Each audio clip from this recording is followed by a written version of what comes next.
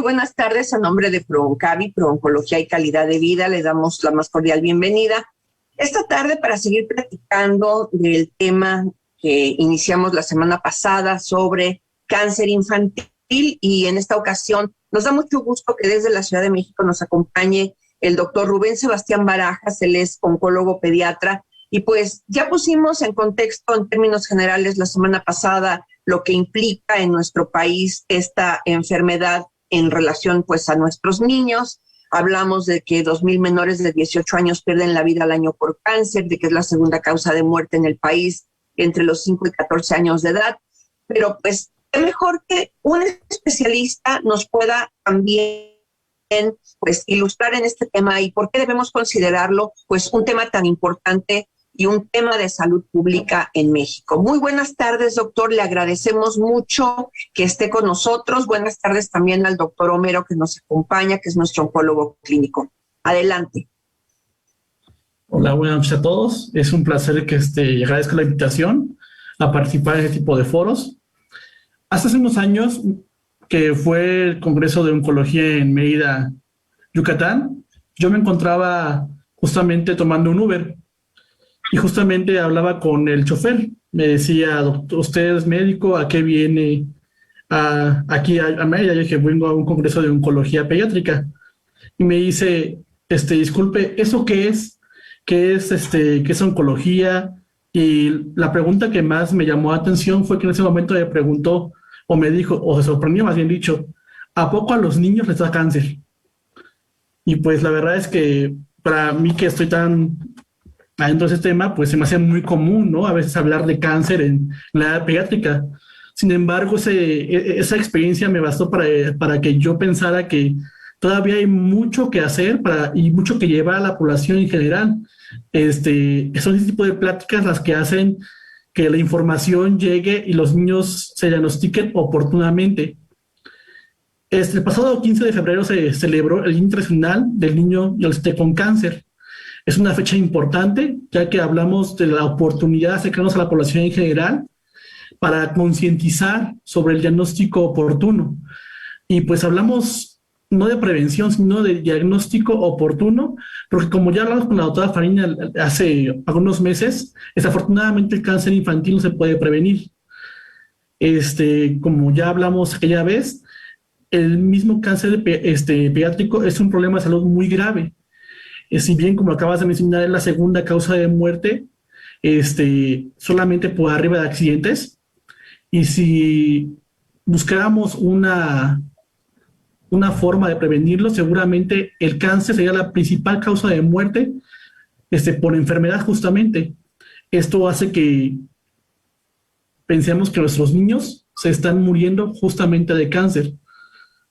Y pues, alrededor de ese tema hay bastantes mitos. Si el cáncer es hereditario, si fue un castigo, si el cáncer en adultos, si es contagioso, cómo debo tratar al niño con cáncer. Y también hay algo que hablábamos con el doctor Homero, con la doctora Farina en la pasada charla, la corresponsabilidad. Hasta dónde yo como padre tengo la obligación de sospechar que mi hijo tiene cáncer, o hasta dónde puedo llegar mis cuidados a saber, o hasta dónde yo puedo llevar oportunamente a mi hijo al médico para que se diagnostique oportunamente.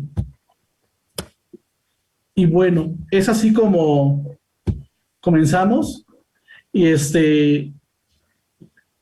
como bien hablamos la vez pasada con la doctora Farina, el cáncer es una enfermedad rara, pero no por ser una enfermedad rara hay que dejar de pensar en ella. Esto es por el alto impacto que tiene esta enfermedad sobre la población, sobre la familia. Desafortunadamente, y como bien lo han dicho, no hay un nombre para aquel padre que llega a perder un hijo. Nadie quisiera que nuestros niños dejaran de jugar, dejaran de correr, y mucho menos pues fallecieran antes que el padre. Todos quisiéramos poder ver crecer a nuestros hijos sanos. Pero si bien también esto es cierto, en últimas fechas se ha comprobado que el cáncer infantil ha ido una tendencia justamente hacia la alta. Anteriormente se decía que hablando de epidemiología, que tenemos una muy mala epidemiología o un muy mal registro. Afortunadamente ya ha habido reformas tratando de mejorar este registro y desafortunadamente sí se ha comprobado que ese tipo de enfermedad está a la alta. Doctor, pero pues, de hecho, de acuerdo a las estadísticas, más o menos están muriendo 300 niños, un poquito más diario, ¿no? En nuestro país por cáncer. Exactamente. Pero no todo es tristeza, afortunadamente. El cáncer infantil, en lo particular, es considerado el milagro de hoy en día. ¿A qué me refiero? El doctor no me dejará mentir, como hace unos 50 años, en 1950, el cáncer infantil únicamente era una enfermedad incurable. Hablábamos únicamente de paliación, nunca hablábamos de cura.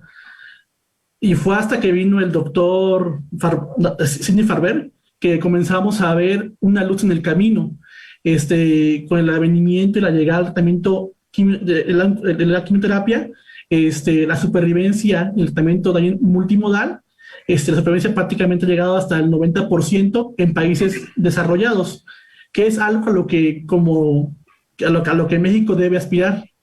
También hablamos que desafortunadamente en nuestro país es un volado el que un niño tenga cáncer, ya que va a tener el 50% de probabilidad de vivir. Esto quiere decir que nada más 5 niños de cada 10 que tienen cáncer se van a curar. Y esto pues habla de un abismo que hay en el panorama de salud, en el tratamiento del cáncer, entre un país en vías de desarrollo y un país desarrollado. Doctor, una pregunta aquí, pero esto no también tiene que ver dentro de nuestro país, de la zona donde se presente la enfermedad. Por ejemplo, no es el mismo recurso el que tienen en la Ciudad de México, donde están los grandes hospitales, que los recursos que pueden tener en Oaxaca o en otro tipo de estados, ¿no? También aquí se dan esas diferencias, ¿no? Justamente, lo has dicho muy bien. Hay factores que van a intervenir justamente en la supervivencia del niño con cáncer. Y una de esas es el propio sistema de salud. O sea, independientemente de la biología del cáncer o el tipo de cáncer que sea, el sistema de salud va a impactar directamente sobre la supervivencia. Asimismo, también el paciente, el mismo personal de salud y obviamente ese sistema, como tú bien dices, el que estemos tan concentrados los hospitales en el centro hace complicado que la gente se pueda mover de un lado a otro y pues para muestra basta un botón. Hasta hace unos años, previo al Seguro Popular, había tasas de abandono prácticamente del 25%. Esto quiere decir que los papás, ya por alguna cuestión económica, religiosa o X, o que tenían ya más hijos, no podían pagar el tratamiento de un niño con cáncer, tenían que abandonarlo y pues el abandono es igual a muerte. Ya con el advenimiento del Seguro Popular y los casos catastróficos, el abandono disminuyó al 5%, 4% afortunadamente, pero pues y también se comenzaban a crear los centros certificados para tratamiento de oncología. Sin embargo, pues esta problemática y los factores que intervienen para que un niño pueda sobrevivir, pues se podrían englobar esas cosas feas. El paciente mismo, ¿y a qué me refiero con el paciente mismo? No es lo mismo un paciente, un preescolar, que un adolescente. Hablando justamente de que el preescolar tiende a que el papá sea más cuidadoso o a que cuando lo vaya a cambiar, cuando lo vaya a bañar, lo pueda desnudar y lo pueda revisar y pueda palpar esa pancita o ver si tira algún moretón. En el adolescente, no, en el adolescente es particular. Recordemos que es una etapa de gran cambio en la cual va a buscar su misma identidad y por lo tanto va a tender a ser rebelde. Y un ejemplo que me gusta mucho poner es que a veces desconocemos lo que es normal. ¿A qué me refiero? Siempre en la literatura viene que el adolescente va a sufrir cambios, va a entrar a la pubertad y va a comenzar a crecer los testículos. Ejemplo de un niño con tumor germinal. Pero no dice cuánto es normal. Supongamos que a un adolescente le comienza a crecer un solo testículo y ese testículo se comienza a poner duro. pero pues el libro dice que me va a crecer los testículos pero no me dice cuánto. Y ya es hasta cuando ya es un tamaño bastante grande o demasiado duro, o cuando o cuando el dolor supera la pena, es como se acerca al padre y dice, papá, ¿sabes qué? Llévame al médico porque algo no anda bien conmigo, me duele el testículo, y es ahí cuando vemos que el niño pues tiene cáncer. Siento que si habláramos justamente de un mundo todavía más abierto, en el cual el niño se puede agarrar y explorar, o puede tener la confianza, o también con el mismo médico pediatra, cuando lo llevan al pediatra y que decimos, ¿sabes qué? A un niño chiquito, señora, ¿sabe que es un del niño? Adolescente es más complicado, es más pudoroso. Es complicado que yo diga, ¿sabe qué es? Bájate la ropa interior y déjame revisarte. A veces por lo mismo, el adolescente sabe que no quiero, no puedo, me da pena, y pues hay también que romper esa barrera cultural de que al niño hay que revisarlo completamente desnudo. De hecho, doctor, yo creo que es el mismo problema en el tema de los adultos que estamos viendo, ¿no? Hay que romper prejuicios, hay que trabajar con el tema del tabú, hay que enseñarles a los niños a autoexplorarse, a cuidarse, a identificar cosas que no estaban ahí. En el tema del cáncer en adultos lo vemos que a veces, bueno, de acuerdo a la zona geográfica cambia el tipo de enfermedad que se da. Es también así en los niños. Presentan el mismo tipo de cáncer, por ejemplo, los niños que viven en el norte, a los niños que viven en el sur del país. Por ejemplo, nosotros aquí estamos en Baja California y tenemos niños que están en la zona rural, que son migrantes, que vienen del estado de Oaxaca, y los niños de las ciudades que comen otras cosas. ¿Esto tiene alguna influencia también o no tiene nada que ver? Actualmente hemos encontrado que la alimentación o el lugar donde se encuentran sea un factor de riesgo en esta situación. Como hablamos previamente, el cáncer más frecuente aquí en México y en todos los grupos de edad es la leucemia, seguido de los linfomas y los tumores cerebrales, y ese comportamiento prácticamente que tenemos en toda la República. Probablemente lo que sí bastaría hacer y buscar es que desafortunadamente los niños llegan ya con enfermedades avanzadas, justamente al hospital, etapas metastásicas, y esto va a intervenir justamente en el tratamiento que va a recibir el paciente. Obviamente, entre más avanzado esté, el tratamiento también es todavía más agresivo. Un ejemplo de ello es el cáncer en huesos. En cáncer en huesos, si me llega un niño en una etapa temprana, un tumor localizado, yo puedo intentar preservar la extremidad. Si me llega un niño con una enfermedad avanzada, en el cual la pierna está prácticamente tomando todo lo que es nervios y vasos, obviamente tengo que amputar esa extremidad, y obviamente también la supervivencia baja. Así que es importante que tengamos siempre en cuenta que aunque sea una enfermedad rara, pues siempre puede llegar a pasar. Y otra cosa más, y el doctor seguramente estará de acuerdo conmigo, independientemente de que casi es un problema de salud, dentro de esta misma población vulnerable encontramos otra todavía más vulnerable, que son los adolescentes y adultos jóvenes. Esta población prácticamente, y de acuerdo a las estadísticas, fallece todavía más que los niños. Prácticamente llega a veces hasta a doblar la mortalidad de un paciente pediátrico infantil al adolescente y adulto joven. Y es justamente, como tú me bien mencionabas, los tabúes lo que tenemos que romper. Y otra cosa más también, la edad de corte para un paciente pediátrico. Desafortunadamente, la edad de corte en salubridad es 16 años. Y todavía en el IMSS era la misma, apenas cambió hace una semana, prácticamente salió un comunicado en el cual dice que a todo paciente con cáncer infantil, adolescente, que cumple 18, que se le da hasta 18 años. Esto es eso es bueno, porque pues a veces es difícil entrelazar, y aunque es parte de la misma oncología, mandar un paciente pediátrico a adultos y que me lo reciban, o también el tratamiento que recibe un paciente pediátrico a un paciente de adultos es completamente diferente.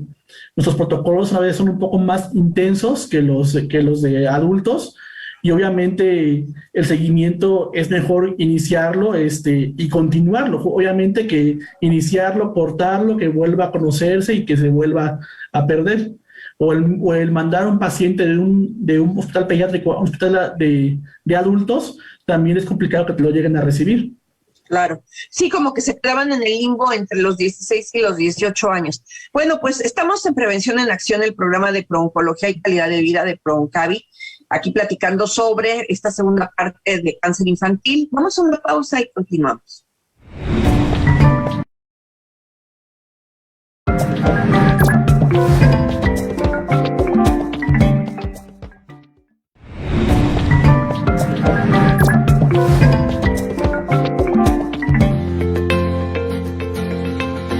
Oncotips.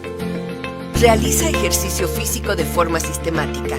La actividad física recomendada consiste en caminar a paso ligero 6 kilómetros por hora 3 veces por semana como mínimo, o realizar ejercicios aeróbicos al menos 20 minutos diarios. Los trajines domésticos o andar agitado de forma cotidiana no es una forma de realizar actividad física. Estas actividades crean cansancio y agotamiento y no sustituyen a la actividad física sistemática.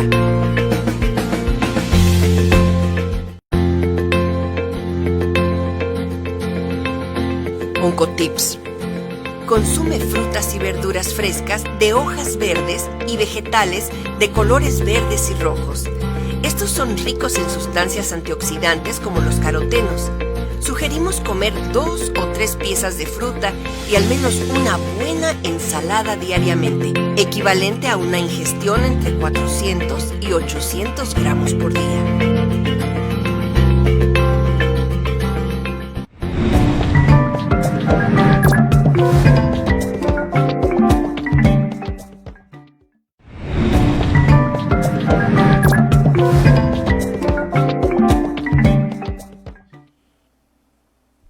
Continuamos en Prevención en Acción con nuestro invitado desde la Ciudad de México, el doctor Rubén Sebastián Barajas, oncólogo pediatra, y pues nos está poniendo en contexto en algo que le llamó mucho la atención al doctor Romero. Si quieres preguntarlo otra vez, doctor. Solamente puntualizar esto. La semana pasada hablábamos y decíamos que contra lo que se cree, el pediatra se encarga de los niños hasta los 18 años de edad. Y hablábamos de que había algunas personas que dentro de la especialidad de pediatría se dedicaban prácticamente a ver adolescentes, sin dejar por ello de ser pacientes pediátricos. Entonces, esto es muy importante desde el punto de vista de la corresponsabilidad. O sea, los padres somos corresponsables de los niños y también de los adolescentes, a pesar de esa etapa de cambios, de esa rebeldía, de ese pudor y de todo ese tipo de cosas. Y esto se establece con una adecuada comunicación con los hijos desde la primera infancia. Entonces, creo que esto pasa por un aspecto cultural también muy importante. Y remarcar que justamente, como también comentábamos hace 8 días, el cáncer infantil, a diferencia del cáncer de adultos, no es precisamente un cáncer que pueda prevenirse, sino es un cáncer en donde tú tienes que accesar a un tratamiento oportuno en función de un diagnóstico precoz. ¿Por qué? Porque el pronóstico cambia drásticamente en una leucemia, en un linfoma, en un tumor germinal, en un tumor óseo, en un tumor de riñón, en un tumor de Wilms. No es lo mismo tener un tumor pequeño que tener un tumor metastásico. Los panoramas son completamente diferentes. Eso era básicamente lo que yo quería puntualizar y dejar bien claro a la gente. El pediatra ve a los niños desde cero, el neonatólogo quizás el primer mes, después hay diferentes subespecialidades, pero el niño tiene que ser visto desde que nace hasta los 18 años por pediatría. ¿Sí? Eso es lo que yo quiero puntualizar. Exacto. La corresponsabilidad es muy, muy importante. No basta con que tengamos normas o tengamos que hacer práctica clínica en las cuales nos digan que tenemos que tener un control de niño sano. Hace unos días que comencé y que voy a ir a práctica pública en general, me preguntaban, doctor, ¿cuál es la mejor herramienta? ¿Qué puedo yo hacer para que mi hijo sea diagnosticado oportunamente? Y justamente entró ahí la corresponsabilidad. Todos tenemos derechos y obligaciones. El control de niño sano debería ser nuestra obligación. A veces decimos, la medicina cubana es altamente preventiva. pero la mexicana también tiene algunas normas en las cuales establece, y justamente en el niño establece que debe haber un control del niño sano. O sea, no importa, que lo más importante es que mi hijo, si yo lo veo bien, y aunque lo vea bien, tengo que llevarlo con su médico pediatra. Esto también hace que yo como médico, médico pediatra, también tenga yo mi corresponsabilidad. ¿A qué me refiero? A que yo conozca a mi paciente, a que si a mí me llega a mi niño desde que acaba de nacer y estoy dando un seguimiento del control del niño sano a los 6 días, de ahí cada mes, a los 6 meses, estoy viendo en el desarrollo que es que el niño se siente, se sonría, fije la mirada, o comience a caminar. Así yo puedo decir, ¿sabes qué, señora? Esto no es normal, su hijo iba bien. O también desde el mismo control de peso, que también se lleva en el control del niño sano. ¿A qué me refiero? Cada vez que vamos al médico pediatra, él va a hacer un registro, justamente unas tablas, para ver cómo se comporta el peso de mi niño, el peso y la talla. Cuando un niño está enfermo, el niño no crece, el niño comienza a bajar de peso, sea cáncer o sea otra enfermedad, siempre va a haber una repercusión directa en peso y talla, y esa repercusión en peso y talla la va a ver el médico pediatra al momento de hacer la evaluación mensual y ver cómo se comporta este peso, si se comenzó a estancar, si dejó de crecer. Obviamente, yo puedo decir, ya que lo conozco, que este niño tiene algo, puede ser a lo mejor desde parásitos o hasta desafortunadamente cáncer, pero pues si yo como padre no tengo esta corresponsabilidad de llevar a mi hijo sano a revisión, pues obviamente todo eso entorpece el diagnóstico también oportuno, no solamente de cáncer, sino también de otras enfermedades. Y pues y obviamente el llevarlo va, como le comentó el doctor precisamente, en cáncer no hablamos de medicina preventiva, porque desafortunadamente no se puede prevenir, y desafortunadamente son muy pocos los niños a los cuales puedo someter a tamizaje. ¿A qué me refiero con tamizaje?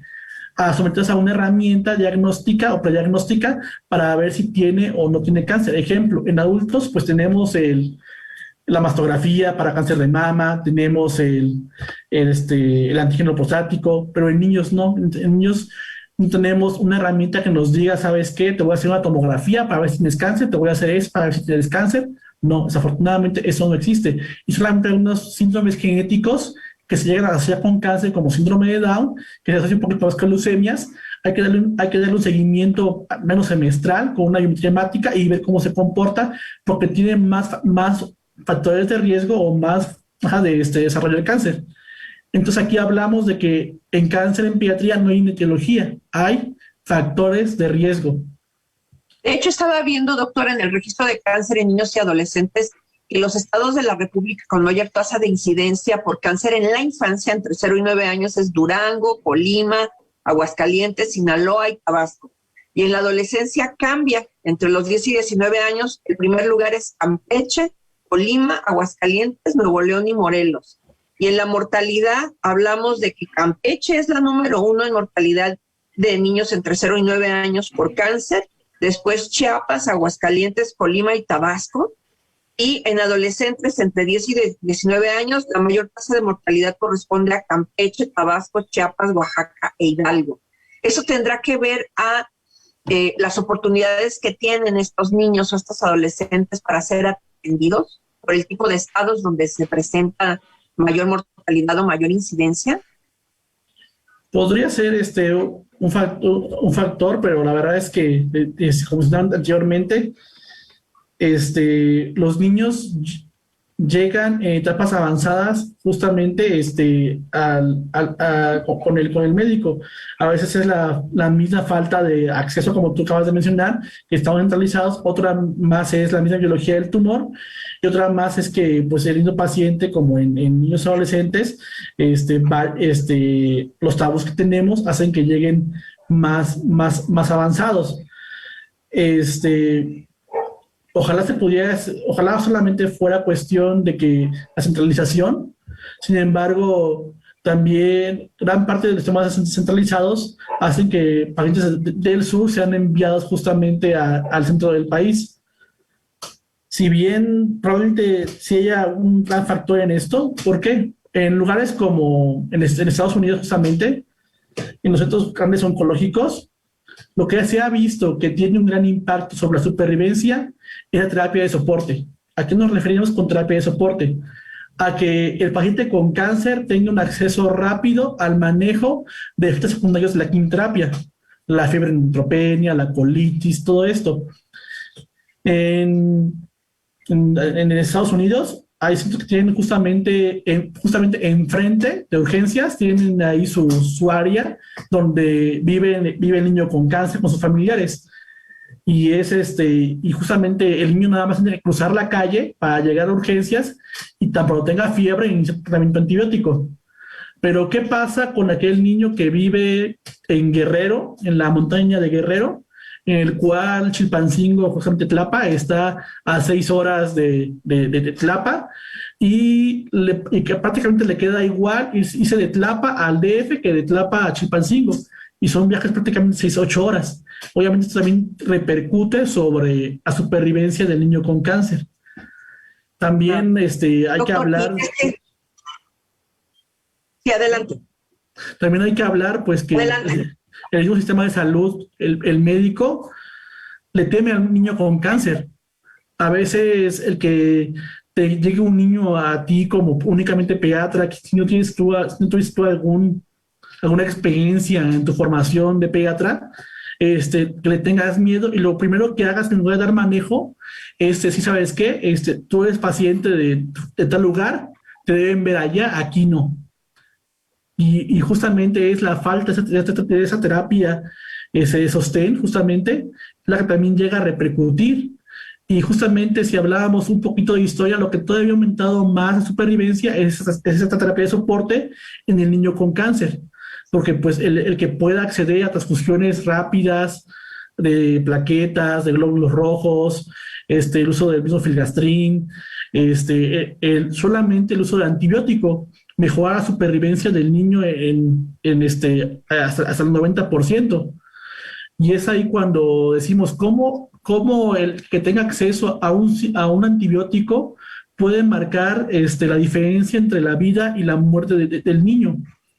Como si seguramente ese niño que está en Tlapa puede acceder al hospital de zona o a un centro de salud cercano donde se pueda canalizar y administrar el antibiótico, pero el mismo desconocimiento de la enfermedad, el mismo miedo sobre la enfermedad hace que esto sea complicado y le pongamos todavía más piedritas al camino del padre, y obviamente eso hace que se desespere el padre y corra y se lleve al niño a su hospital que le corresponde, digamos, en el DF, INP Infantil en México, el 20 de noviembre, siglo XXI, justamente también por ese miedo que tiene el padre de que si está recibiendo el tratamiento adecuado o si... La verdad es que todavía hace unos años me tocaba a mí que pacientes que tenían fiebre eran vistos en urgencias pediatría y eran regresados justamente a su casa, diciéndole, pues señora, nada más tiene fiebre. Pero recordemos que la fiebre en un paciente en tratamiento oncológico es una urgencia oncológica, es una urgencia que pone en peligro la vida tanto de niños como de adultos. Y ya regresados a casa.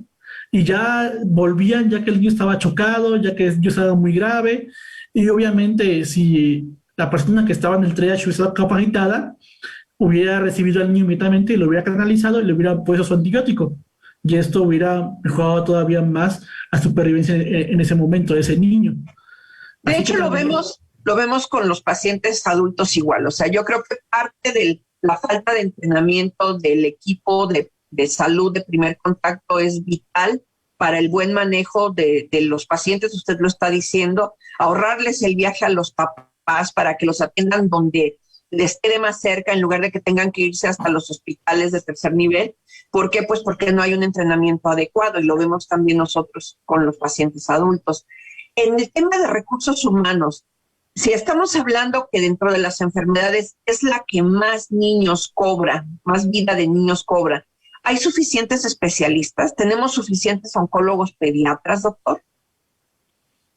Sí, por a mí yo diría que hace unos años todavía había pocos, ahorita ya hay más médicos. Sin embargo, el problema también no es únicamente de formación de oncólogos, también es tener el hospital, los recursos materiales, la infraestructura para que esos oncólogos puedan trabajar de la manera más adecuada. ¿A qué me refiero?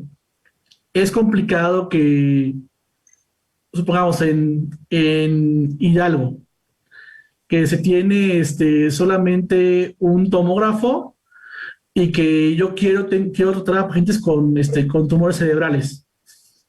Obviamente tengo que moverlo, tengo que llevarlo a un resonador, gastar todavía más, el acceso que tenga un neurocirujano, la terapia intensiva también. Desafortunadamente el cáncer no solamente basta con tener el oncólogo pediatra o el oncólogo médico, como bien sabe el doctor, falta también el resto del equipo multidisciplinario. Por eso eso hace que el tratamiento del cáncer pues sea una enfermedad costosa y catastrófica, porque pues no basta con el oncólogo para algunas enfermedades, como serían tumores cerebrales, tumores renales, los tumores sólidos, que requieren participación del resto de los subespecialistas. Y pues estamos platicando sobre cáncer infantil en Prevención en Acción. Continuamos después de esta pausa.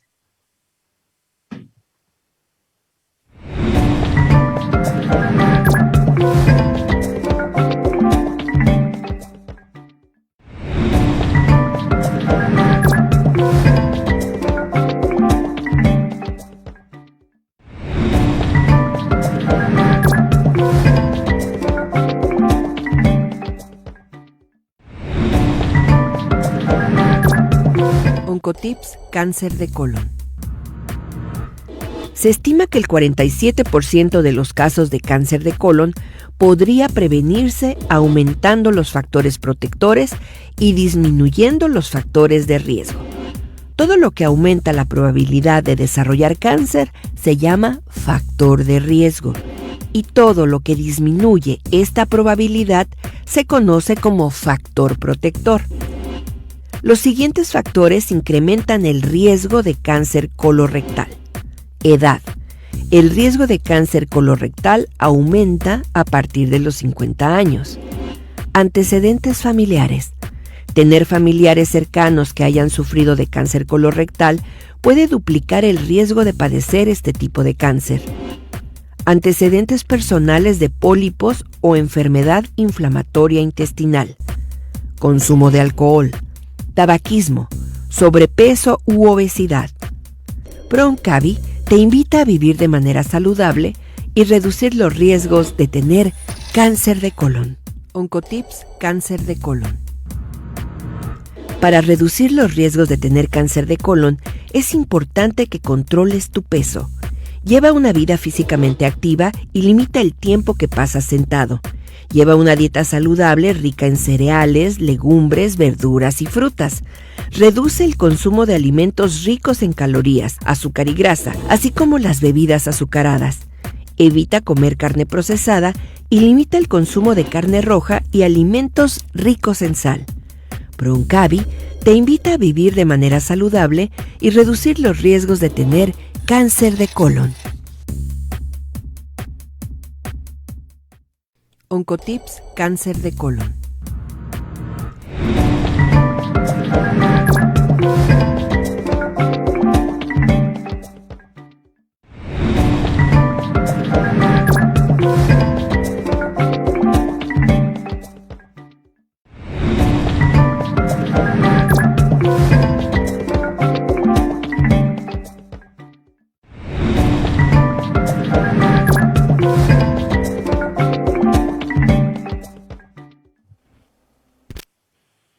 Bueno, en este panorama que hemos estado viendo en relación a la enfermedad, al cáncer infantil en nuestro país, ¿qué pasa con las familias, doctor? Yo creo que también nos enfocamos mucho en hablar del niño o de la niña que tiene la enfermedad, pero nos olvidamos a veces de los cuidadores, nos olvidamos de la familia como tal, de la dinámica que tiene que vivir esa familia a raíz de que hay un diagnóstico de este tipo.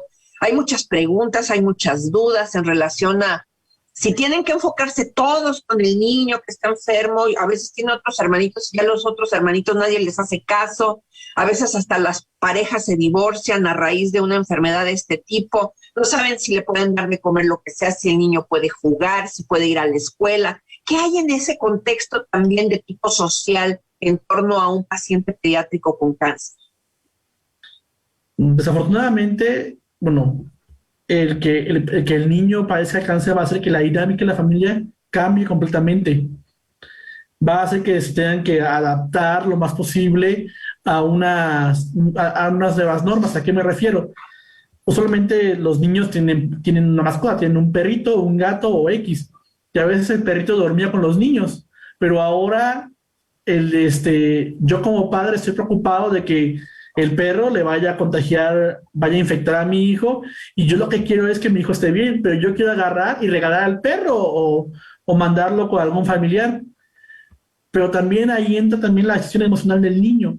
El niño que de por sí lo estoy sacando de su infancia, lo estoy privando de correr, de correr, de estar con sus amigos, de ver a sus familiares. Ahora también lo voy a privar también de su mascota, o de que le diga, ¿sabes qué? Nunca más lo vas a volver a ver. Y es ahí donde todavía el duelo por la misma enfermedad ya se vuelve todavía más profundo. Es ahí también donde el papá, los padres también deben de mediar justamente y hablar con él, y también donde nosotros también como amigos debemos explicarle al niño, porque el niño entiende perfectamente su enfermedad. Es una mentira que el niño no sepa lo que tiene. El niño sabe que algo está mal con él, sabe que al momento de que entra a un pasillo y ve a otro niño sin pelo, diga, esto no es una enfermedad normal. Y a veces el golpe es más todavía para el mismo adulto, que no sabemos adaptarnos al mismo niño. Así que ahí también entra los cuidados por parte de psicología, que podamos también acceder o tener dentro de un grupo multidisciplinario a una psicóloga, a una tanatóloga, el cual pueda llevar este duelo tanto del niño como del padre y en toda la familia en general, para que vaya bien. Es importante también que los hermanitos sepan de adaptarse a que, pues, desafortunadamente la vida de todos va a cambiar, porque obviamente si mi hijo estaba acostumbrado a llevar a sus amigos a la casa a comer, pues obviamente ahora que tengo mi hermanito con cáncer, no van a poder ir con la misma frecuencia, o a lo mejor no van a poder ir, porque pues entre menos esté expuesto mi hermanito o a agentes, a otro tipo de agentes, los riesgos de infección pues también bajan.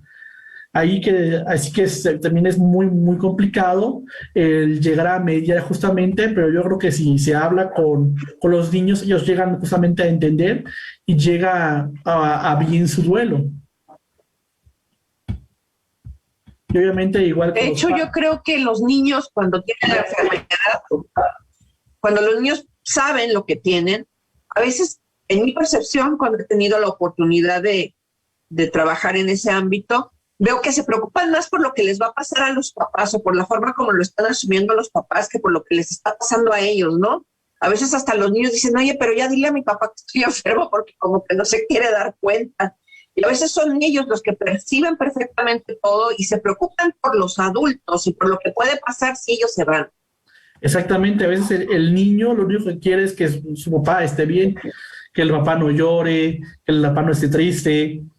A veces pensamos que el niño está sufriendo, pero sufre porque ve al papá sufrir. Porque a veces él quisiera que su papá no estuviera llorando, que no estuviera triste, que estuviera jugando como él jugaba con él, que lo estuviera abrazando, pero a veces este mismo duelo hace que nos encerremos y digamos, y dejemos en la enfermedad y no en el individuo completo que es mi hijo, pues, que no porque tenga este cáncer deja de ser el niño que yo abrazaba, el niño que yo besaba, un niño con necesidades también, de a lo mejor poder salir en algún momento, de que si mi oncólogo me permite, ¿sabes qué? Puedo llevarlo a tal lado, puedo hacer tal cosa. Obviamente hay también cierta flexibilidad justamente en algunos permisos, justamente, que si ya recibió mi quimio, ya recuperó neutrófilos, defensas ya están bien, ¿sabes qué? Vete, y tú también todo va bien, pues ve a ver ve a la alberca o ve a la playa, pero te espero en tal fecha para tratamiento oncológico. Obviamente sabemos que son niños y obviamente el niño no deja de ser niño por estar internado en un hospital.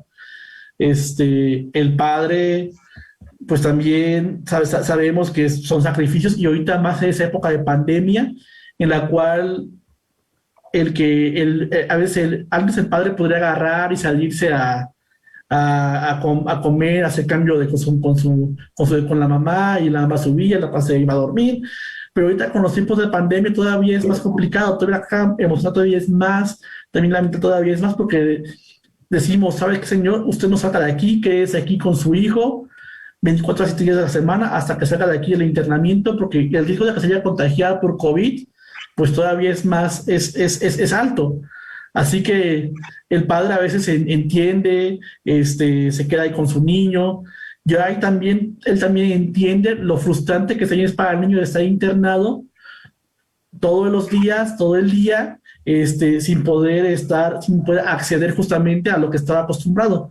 ¿A qué me refiero? Pues el niño cuando está en casa puede agarrar sus juguetes, se puede conectar a internet, puede ver la película que él quiere, y a veces son estas cosas que decimos, pues en un hospital, ¿para qué, no? ¿Para qué quiero un hospital que tenga acceso a internet? Si pues, lo que quiero es que tenga medicamentos, ¿no? Pero también forma gran parte del psique del niño y del padre el poder acceder a las mismas condiciones en las que está acostumbrado tanto en casa como en el hospital, ya que también es una segunda casa en sí. Y que también puede acceder a veces a internet y estar, a lo mejor no puede ver a su novia, a sus amigos, pero puede jugar con ellos en línea. Pero también impacta también en el que el niño se quiere internar o no. Porque si yo sé que tengo que internar cada 3 semanas, pero pero no voy a ver a mis amigos, mamá, pero tampoco voy a poder jugar, pero tampoco voy a poder ver la serie que estaba viendo. Tengo que esperarme a veces hasta 10 días para poder hacer esto. Esto también impacta también en el apego al tratamiento del niño con cáncer. Y bueno, como les dije, el niño pues no deja de ser niño. Dígame. Sí, el niño no deja de ser niño, estaba comentándonos. Y yo lo que le iba a preguntar es, digamos que en el ideal, un niño llega a tiempo a que se le detecte la enfermedad, más o menos ¿cuánto tiempo tarda el proceso para poderlo mandar a remisión?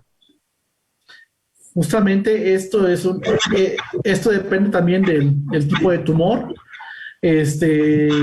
usualmente, y los objetivos. Hablar de diagnóstico oportuno es también hablar de un término que a veces que no lo van a encontrar en otra enfermedad, que se llama retraso en el diagnóstico.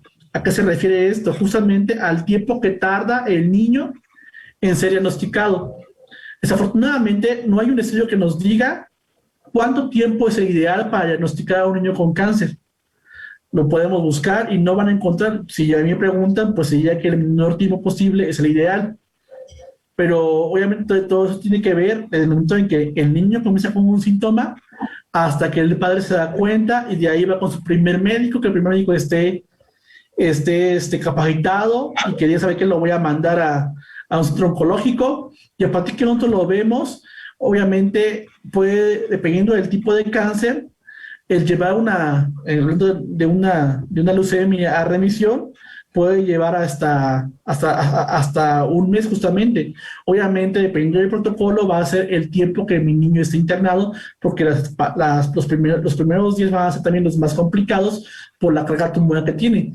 Pero si hablábamos de un sarcoma, en el cual tengo que primero que dar una quimioterapia que es mi adyuvante, en la cual tiene como objetivo controlar la enfermedad sistémica y hacer chiquito el tumor para que ese niño pueda ingresar a quirófano, nos puede llevar de 3 hasta 6 meses. También eso va a depender del tiempo del tipo de efectos que tenga mi niño. ¿A qué me refiero?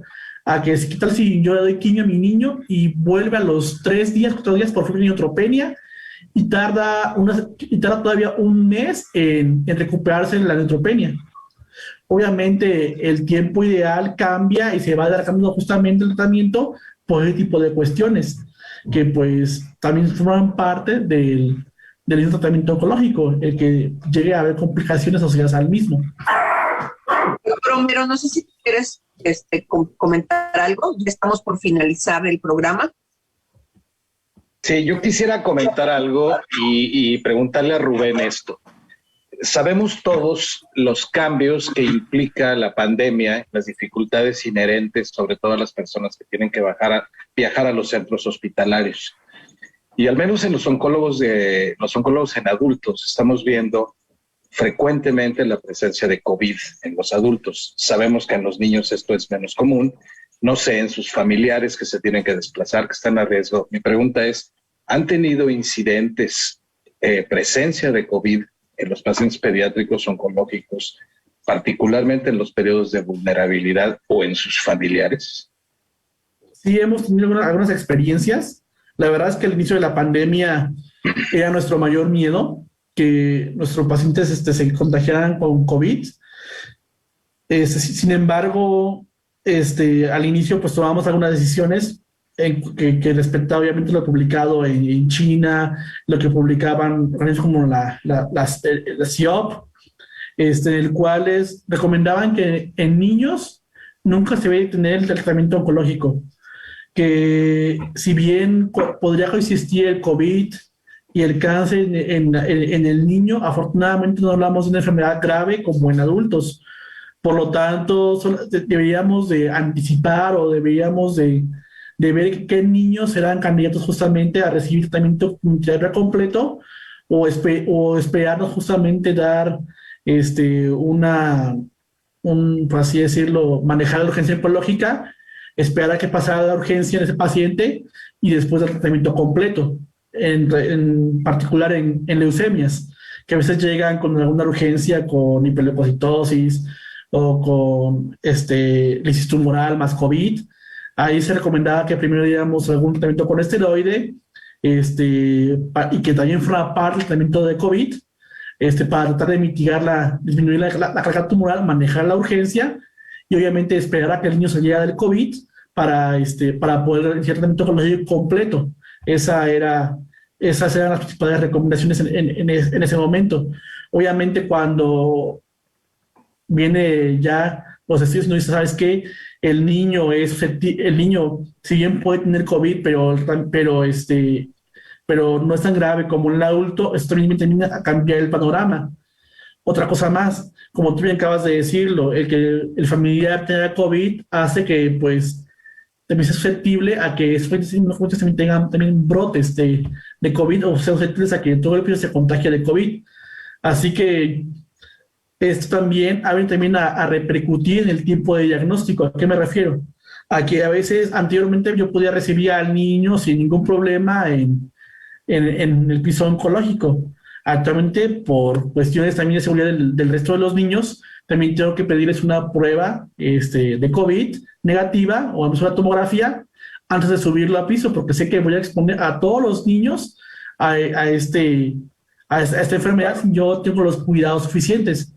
Pero también esto vamos a ver que a la larga también va a repercutir en el tiempo de referencia del niño oncológico. Lo queramos o no, esto va a pasar y seguramente también pasa en adultos, que casos de novo tenemos que solicitar a veces una PCR o una prueba rápida y a veces esa prueba no es tan accesible y más cuando estábamos en inicios de pandemia, que era complicado tener acceso a alguna prueba diagnóstica. Y obviamente eso también hacía que el paciente también llegara más tarde de lo previsto, o que anteriormente nosotros teníamos una meta de que el niño tardara más de una semana en poder llegar, pero ahorita no sabemos cuánto tiempo estamos tardando en que llegue un niño por justamente esto, porque le estoy pidiendo una PCR o una tomografía, o el acceder a la misma también fue complicado al inicio de la pandemia. Doctor, pues estamos ya por finalizar nuestra entrevista y yo le quisiera hacer una última pregunta en relación a cómo le hace para manejar en lo personal la parte psicoemocional al ver todos estos casos, porque yo creo que no toda la gente tiene el temple o todos los especialistas para atender una enfermedad tan grave en niños. Sí, es que es complicado. La carga emocional es mucha, y más cuando pues te relacionas con el niño. cuando ves que hablas con él, juegas con él, lo escuchas, adolescentes justamente, pero también tenemos que pensar que tú, como lo que yo pienso justamente cuando me llega a pasar a mí eso es, pues llego, lloro, porque todos lloramos, a veces nos dice el doctor, usted es muy frío, o doctor sabe que a usted no le importa a mi hijo, y le digo, señora, no es que no me importa, es que yo voy y lloro, pero yo no puedo llorar con usted porque desafortunadamente o veo a su hijo o lloro con usted, o me pongo triste con usted, y eso también hace que también las decisiones también se tomen a veces de maneras inadecuadas. Así que a veces también intentamos como oncólogos separar es tener una línea, un límite en el cual involucrarnos justamente con nuestros niños, y si bien sí lloramos, tratamos de que sea justamente en algún rincón del hospital, desahogarnos, pero sabiendo que hay otro niño todavía que me está esperando, que depende que depende de mí para que su tratamiento oncológico pues le llegue a buen puerto. Así que eso es lo que a veces nos mantiene, es decir, ya lloré, ya me desahogué, me está esperando ahora ese otro niño, vamos por todo y a seguir echando ganas. Doctor Rubén Sebastián Barajas, oncólogo pediatra, un honor haber estado con usted en esta plática, qué bueno que nos acompañó. Le deseamos mucho éxito, mucha salud, que siempre esté usted dándoles esta esperanza y esta oportunidad a tantos niños y niñas que lo necesitan. Homero, no sé si quieras algún mensaje final. Agradecerle a Rubén Sebastián Barajas, parte del equipo de mi amado Hospital Centro Médico Nacional 20 de Noviembre, donde tiene un excelente servicio de oncología pediátrica, donde trabajan inter y multidisciplinariamente, y caray, pidiendo a este México que tenga estos centros de alta especialidad para un problema tan serio para nuestros niños, ¿no? Pues se requiere dinero, se requieren recursos, se requiere organización y se requiere inversión. Y esto, véngase de la parte gubernamental, véngase de la iniciativa privada, donde quieran. No es justo ver morir a un niño, como ya lo decía él al inicio. No es natural. Todos esperamos morir antes que nuestros hijos. Debe ser terrible verlos morir a ellos antes que nosotros mismos. Y esta enfermedad es altamente curable cuando se atiende a tiempo. Eso es lo que yo quiero decir. Pues muchas gracias, doctor, nuevamente. Le agradecemos su atención, que haya participado con nosotros. Recuerde que la próxima semana lo esperamos en nuestro programa Prevención en Acción, el programa de Prooncología y Calidad de Vida. Hasta la próxima y muchas gracias.